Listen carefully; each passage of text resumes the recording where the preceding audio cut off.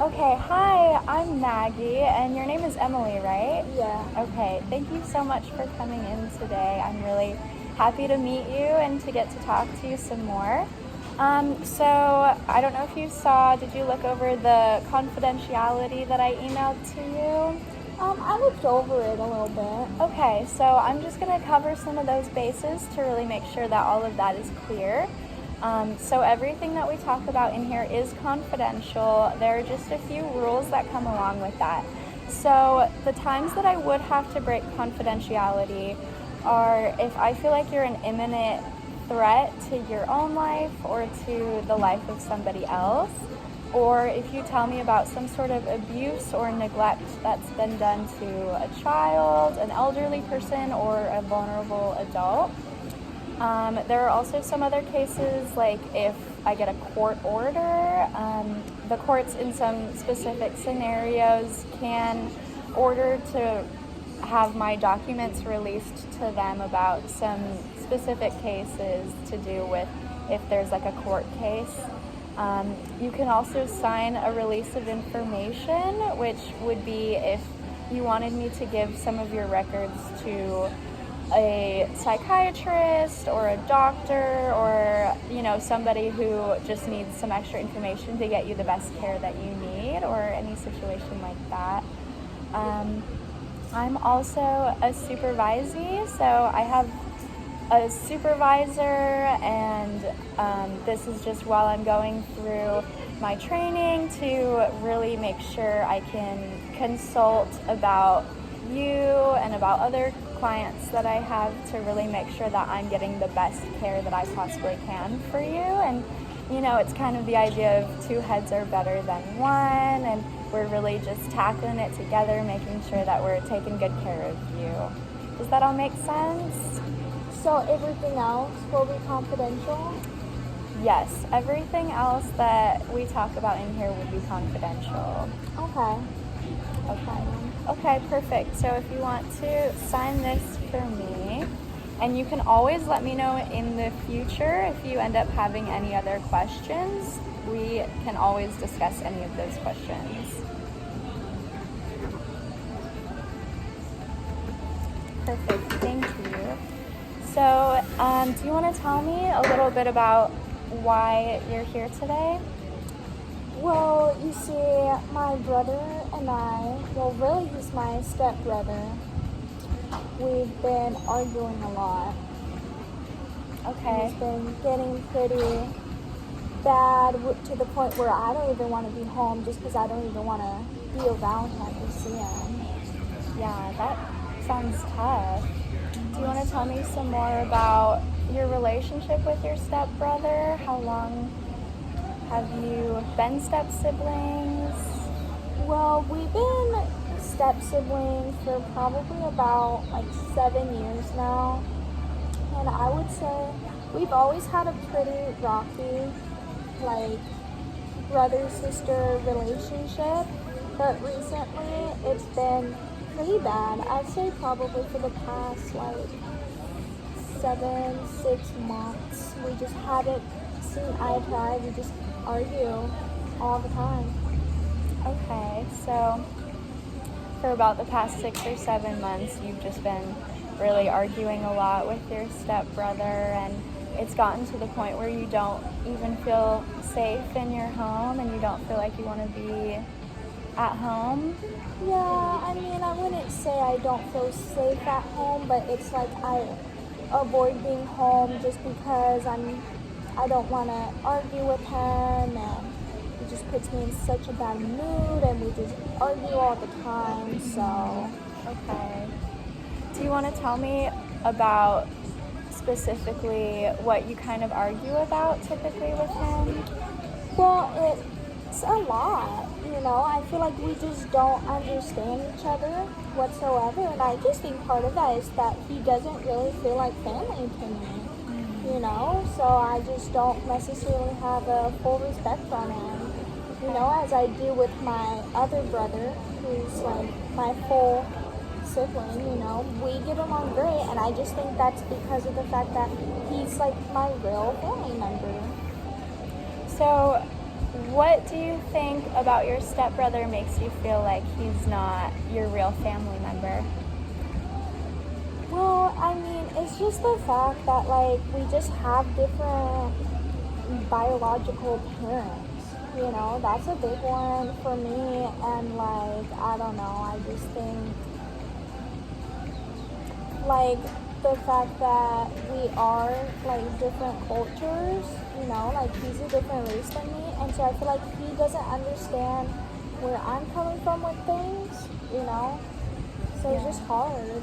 Okay, so it sounds like the different biological parents and the different cultural backgrounds that you come from have an impact on the way that you interact with each other.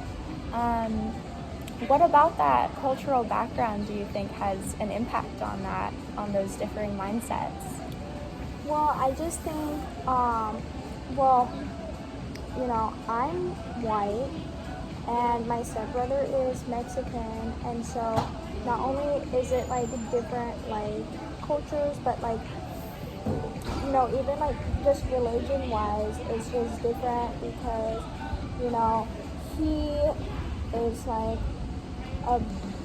he was raised like very Catholic, you know, he went to catechism and all that stuff, and I didn't, you know, and so it's like we just have different perspectives on things, like, and I feel like on society itself, just different. Yeah, okay, so you were raised very differently from your stepbrother, and that can definitely cause some differing mindsets and views of the world and how you interact with the world and with other people, and because of that, it sounds like it's really caused some issues between the two of you. Is that correct? Yeah, Yeah. I'd say so. So, what kind of arguments do you guys have? What does that look like for you? What does that look like for me? Man, I'd say that it would look like, you know, like, it's just like a lot of little things that feel like they add up a lot, you know, like I get a plate of food, I want to just eat it. He makes all of us stop before dinner and pray, and, you know, so he can like pray and bless the food, whatever. And it's like, I wasn't raised that way, so why do I have to start doing that just because of him? I feel like that's disrespecting me, just wanting to eat. Yeah, it sounds like maybe it's a little hard for you to have somebody come in and kind of change up the way that you're used to doing things. Is that correct? Yeah, it feels like, you know, the consistency I had throughout my life is just changing because of him, and that's not fair towards me. Yeah. So it's kind of changing things, and it's a little inconsistent now. It's different from how you're used to things being. Yeah. How does that feel for you? It feels frustrating. Really frustrating. And it's like, I just feel like because of that, it's like just really thrown off the way my family used to be before him and his dad. His dad, do you want to talk more about that? So my mom married his dad a few years ago, and he's a cool guy, you know. I just think that he's not my dad, you know. I mean, how could he, you know? Especially because I still have my real dad who I'm like, you know, my biological dad that I'm close with. It feels like I don't want him to ever think that he's replacing my dad. Yeah. Okay, so how is that relationship with him? I understand that you have your father, your biological father in your life, and you don't want your stepfather to come in and replace him, and it's really causing some tension there. But how is the relationship that you have with him? What does that look like?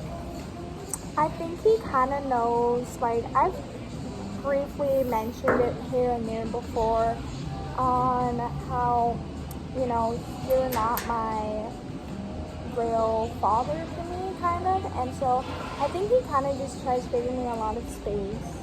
Okay. So he is understanding to that? You think he's sensitive to that? Yeah, it feels like, kind of feels like he walks around it, you know what I mean? It doesn't really feel like I don't feel pressured by him or anything like that, because he knows. Okay. Well, that sounds like it might be a little bit comforting that he isn't putting pressure on that situation and he's being kind of sensitive to that situation. Is that correct? Yeah, I would say so. I mean, it doesn't feel like his son is understanding of it. You know, my stepbrother, he doesn't seem as understanding, but like, you know, I just think that's him being ignorant towards me. Yeah, okay. So we've talked about a lot of stuff today. We've talked about your stepbrother who has come into your family about 7 years ago, and for the past 7 or 6 months you've just really been having a hard time. You've been arguing a lot, and a lot of that you think comes from the different ways that you were raised culturally and by different parents, and so you see the world in different ways and you really just disagree a lot in a lot of areas. And there's that aspect of him coming in and changing your family dynamic and changing the things that you're used to life being like. And there's the aspect with your stepfather who is a little bit more sensitive to that situation and to your relationship with your biological father. What are some goals you think that you would have going forward in our sessions together? Going forward, I guess I just want to be able to understand where he's coming from, but I really, because I am open to that, but I really just want to figure out how I could get him to see my point of view and how I don't like the change and I don't want the change and I don't want to feel pressure changing the way that I see, you know, society because of him and the way he was raised, because that's just not how I was raised. And I guess working on communication in general with him. Okay, great. So we've got some good goals that we can try and work towards. Does that feel comfortable for you? Yeah.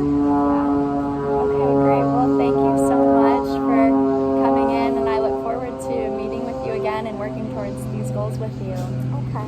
Great. Thank you.